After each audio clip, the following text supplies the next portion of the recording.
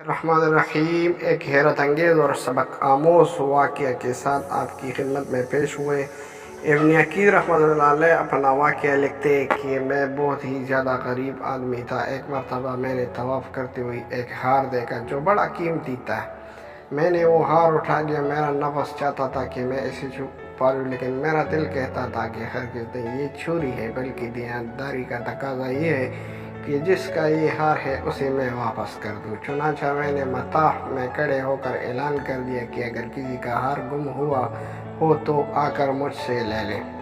کہتی ہے ایک نابینا آدمی آیا اور کہنے لگا کہ یہ ہار میرا ہے، میرے تھیلے میں سے گرا ہے۔ میرا نفس نے مجھے اور بھی ملامت کی کہ ہار تو تھا بھی نابینا کا، اس کا کسی کو کیا پتہ چلتا۔ چھپانے کا اچھا موقع تھا، مگر میں نے وہ ہار اسے دے دیا۔ نابینا نے دعا دی اور چلا گیا۔ کہتے ہیں کہ میں دعائیں بھی مانگتا تھا کہ اللہ میرے لیے کوئی رزق کا بندوبست کر دے۔ اللہ کی شان دے کہ میں وہاں سے ہلا آ گیا۔ یہ ایک بستی کا نام ہے۔ وہاں کی ایک مسجد میں گیا تو پتہ چلا کہ چند دن پہلے امام صاحب فوت ہو گئے تھے۔ لوگوں نے مجھے کہا کہ نماز پڑھا دو۔ جب میں نے نماز پڑھائی، انہی کو میرا نماز پڑھنے کا طریقہ بہت اچھا لگا۔ وہ کہنے لگے کہ تم یہاں امام کیوں نہیں بن جاتے؟ میں نے کہا بہت اچھا۔ میں نے وہاں امامت کی فرائض سر انجام دینی شروع کر دی۔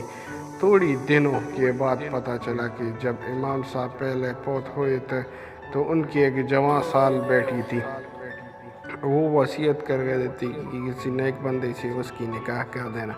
مقتدی لوگوں نے مجھ سے کہا جی اگر آپ چاہیں تو ہم اس یتیم بچے کو آپ سے نکاح کر دیں۔ میں نے کہا جی بہت اچھا۔ چنانچہ انہوں نے اس کے ساتھ میرا نکاح کر دیا۔ شادی کے کچھ عرصہ بعد میں نے اپنی بیوی کو دیکھا اور اس کی گلے میں وہی ہار تھا جو میں نے طواف کے دوران ایک نابینا آدمی کو لوٹایا تھا۔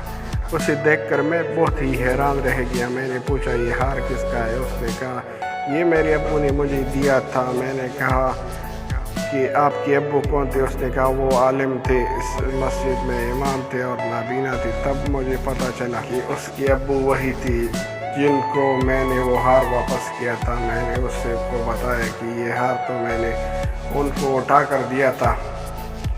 وہ کہنے لگی آپ کی بھی دعا قبول ہو گئی اور میرے ابو کی بھی دعا قبول ہو گئی۔ میں نے کہا وہ کیسے؟ اس نے کہا کہ آپ کی دعا تو اس طرح قبول ہوئی کہ اللہ تعالیٰ نے آپ کو گھر بھی دیا، گھر والی بھی دی، رزق بھی دیا، اور میرے ابو کی دعا اس طرح قبول ہو گئی کہ جب وہ ہار لے کر واپس آئے تو دعا مانگتے تھے کہ اے اللہ، اے امین، اے دیانتدار شخص، اے اللہ ایک امین دیانتدار شخص نے میرا ہار مجھے لوٹایا ہے۔ اے اللہ ایسا ہی امین شخص میری بیٹی کے لیے خاوند کے طور پر عطا فرما دے۔ اللہ نے میری باپ کی دعا قبول کر لی اور آپ کو میرا خاوند بنا دیا۔ تو مخلص بندے کا کام اللہ تعالیٰ کبھی رکنے نہیں دیتا، اٹکنے نہیں دیتا، بلکہ